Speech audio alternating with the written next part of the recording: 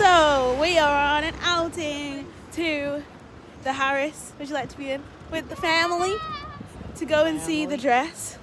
It has been 5 years since I created it, and I wasn't able to see it when it opened.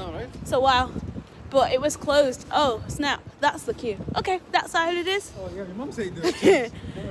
Yeah. So we are planning to go and see it. Super excited. Whoa, dude! The queue is kind of big. Okay, so the queue is for something else and I'm not queuing. So, dun, dun, dun, dun, the dress is in the entrance. I'm doing it this way so that people don't see. This is actually so exciting. The dress, behold.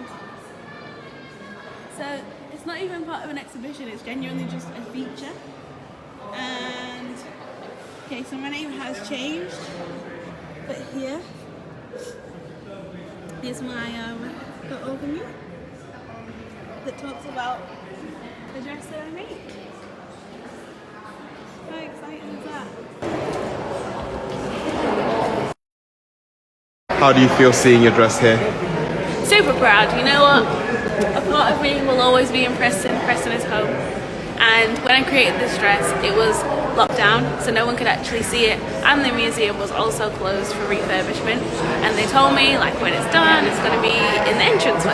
And this is like the first time I've actually got to come and see it. And so many people have sent me pictures and be like, it's so amazing. And I know that girl, and it's been really great. Yeah, I'm really proud of what I achieved and what I did. First black fashion designer to ever have anything in this museum as well. Come on. That's the title that I'll always hold. Yeah. Paving the way for the next gen, and yeah, proud of this.